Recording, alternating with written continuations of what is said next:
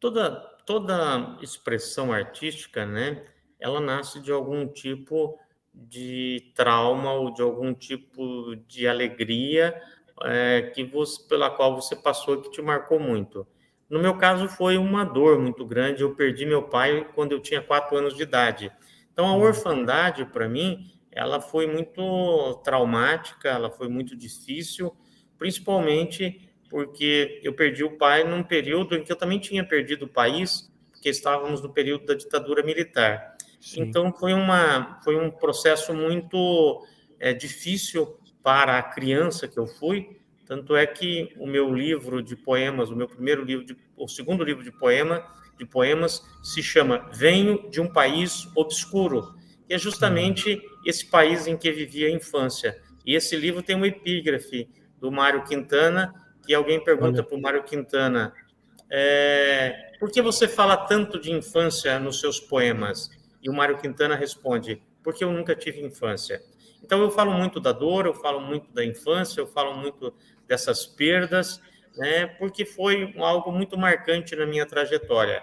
E eu sempre me senti um menino muito sozinho, uma criança sozinha, e ser escritor é um pouco continuar sendo criança, uma criança sozinha, uma criança que brinca sozinha, porque isso é escrita, né? É aquele Uhum, momento em que a gente se separa de todos os grupos dos uhum. quais você faz parte e você se dedica de maneira intensa a uma produção que ela é solitária. Então, aos 58 anos, eu continuo sendo um menino que brinca sozinho. Que bom, Miguel. E que bom por isso. Nós ficamos felizes, né, por isso, porque faz você entregar tudo isso que você diz aí nas suas obras. Agora, uma curiosidade, né, que eu acho que, enfim, eu nunca tive a oportunidade de entrevistar um escritor que mesclasse dentro das obras ficção e não ficção, né, que você dá depois, é como se você tivesse dado depoimento de coisas que aconteceram, mas também cria ali narrativas, personagens, né? Isso foi uma ideia que você teve de repente? Como que surge, como que é construído esse processo de criação aí dentro das suas obras, Miguel? Então, eu acho que desde o início da minha atividade como leitor, eu sempre li não por uma necessidade escolar, eu sempre li por uma necessidade de me encontrar enquanto indivíduo, enquanto ser humano, enquanto alguém que pertence a essa experiência muito maluca que é estar vivo, né? Uma experiência que ela é muito bonita, mas ao mesmo tempo ela é muito intensa, muito dramática.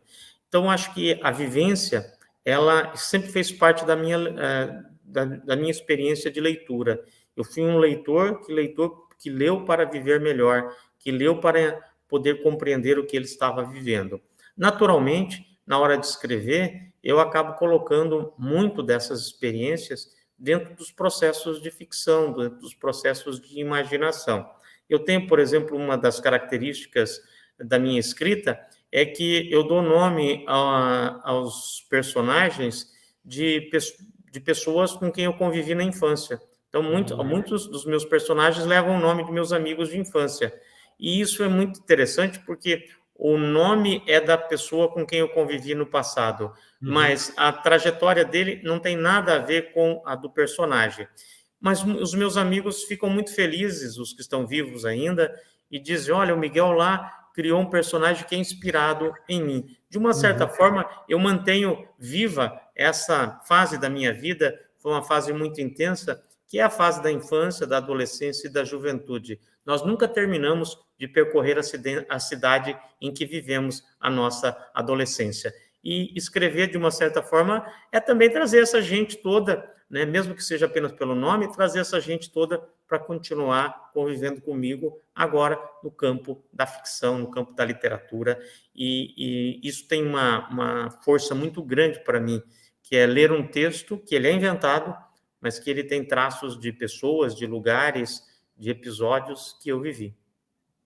Que legal, Miguel. Então todos gostaram do personagem. Não, não teve nenhum que falou, pô, Miguel, você podia arrumar um personagem melhor pra mim, né, meu? Não, teve Teve? teve um amigo meu que tem um personagem muito ruim num dos meus livros, mas o nome dele era muito forte, o nome dele era Elionai, né? E eu Olha. coloquei o nome desse personagem, que é um personagem muito maldoso, de Elionai, e esse meu amigo ficou muito bravo, porque falou, pô, eu não sou esse cara que está no livro, mas ele entendeu que isso é um jogo de ficção, né? Uma homenagem. Na literatura, você homenageia das mais diversas formas. Você homenageia muitas vezes criticando uma pessoa, criticando uma cidade, criticando um comportamento. É uma homenagem. Por quê? Porque você dá um status impresso, um status literário, um status narrativo para alguém, para um grupo social, para um local que passa a existir a partir do seu livro. Eu estive na cidade em Portugal onde se passa o romance O Crime do Padre Amaro, do Eça de Queiroz. É um romance em que ele destrói a cidade, ele destrói todo o clero português, e a cidade chama-se Leiria, no norte de Portugal, e eu estive lá na cidade.